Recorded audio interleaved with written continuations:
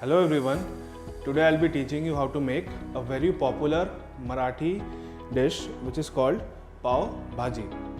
For the ingredients I'll need some potato which I'm going to boil, some cauliflower, some green peas, some carrot. I'll also boil these three. I'll need an onion. I'm showing one tomato but I need two, and a capsicum. I'll need to chop these three, and I'll also need the juice of one lemon, and then I'll need to make some Pav Bhaji masala. So for that I'll be using 2 tablespoons of coriander seeds, right?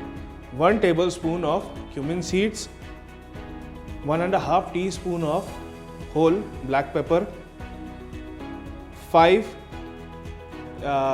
dried red chilies, a 2-inch stick of cinnamon,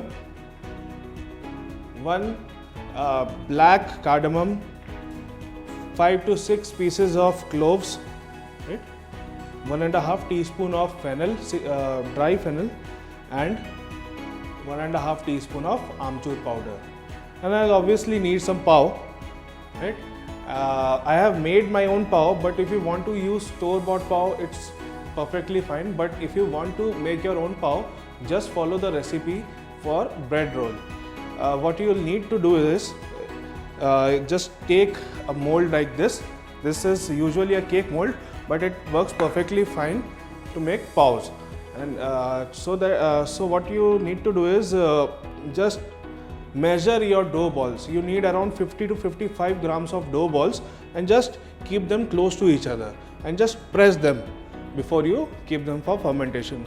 And what that will do is the dough balls will rise equally and will stick to each other, forming a great pav pattern, which is very desirable.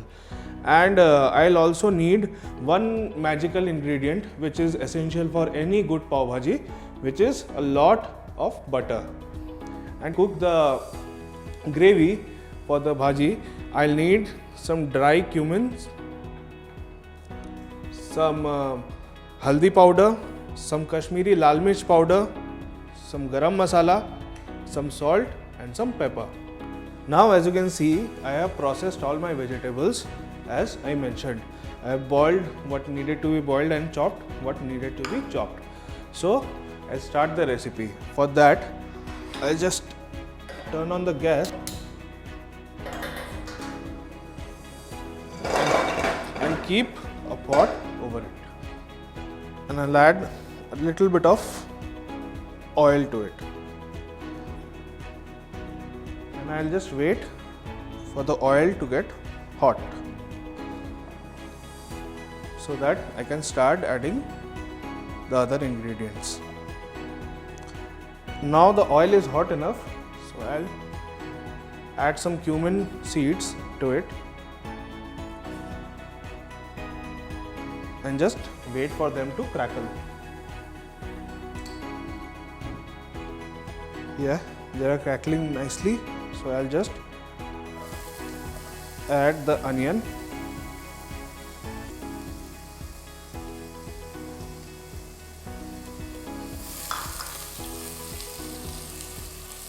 And I'll just cook the onion till it is translucent, which should take about 2 to 3 minutes.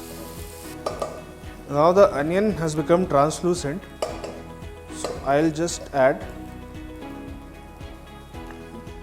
around 5 cubes of butter and just a little bit of ginger garlic paste.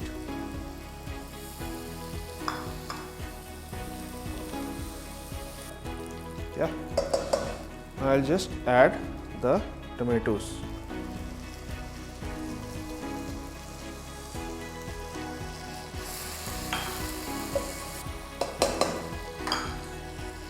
Now I'll just cover this and let it cook for around 5 minutes.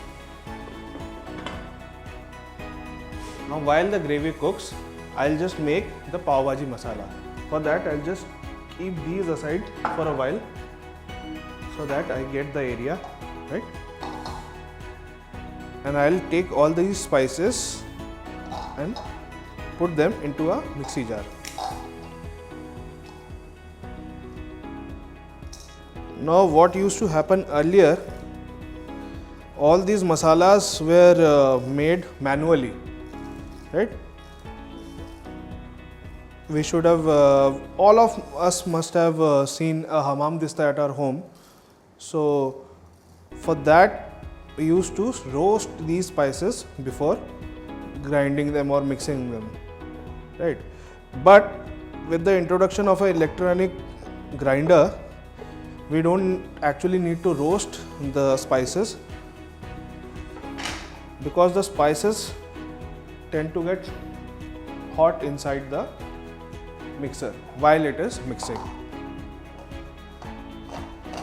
So if we roast this too much, there are chances that the spices may burn during the grinding process.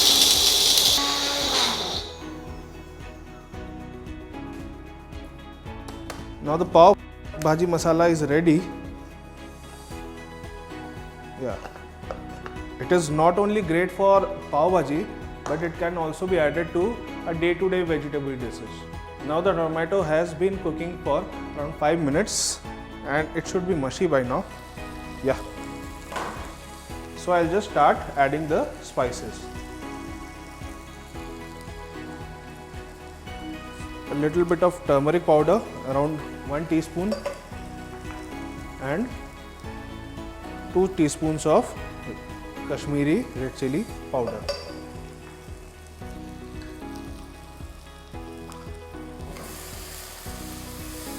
I'll just add a little bit of water so that the spices don't burn. Now I'll add the Pav Bhaji masala, around a tablespoon. A little more water.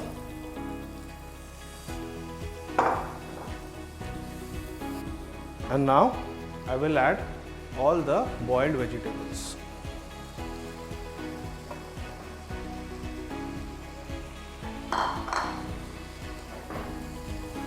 Now I'll use a potato masher to mash everything together.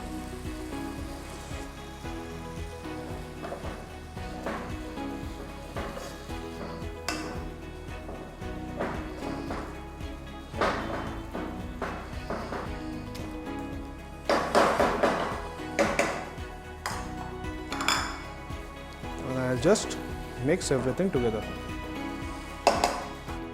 Now the bhaji has been cooking for 10 minutes and it's almost ready. Yeah.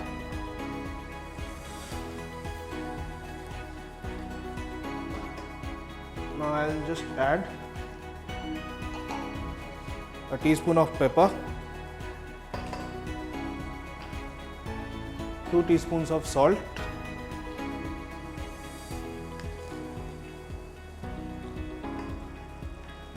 and a teaspoon of garam masala.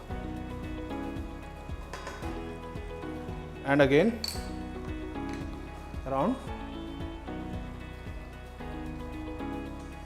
6 to 7 cubes of butter. And I'll just mix everything together. And I'll just let it cook for around 5 minutes. And by then it should be done. Now the bhaji is done. Yeah, it is done. So I'll just turn off the gas.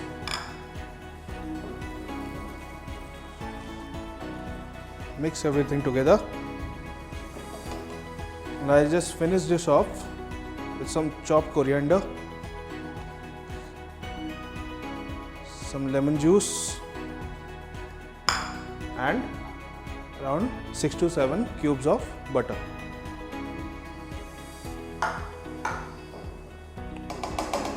And now it is ready to be served with some toasted pav.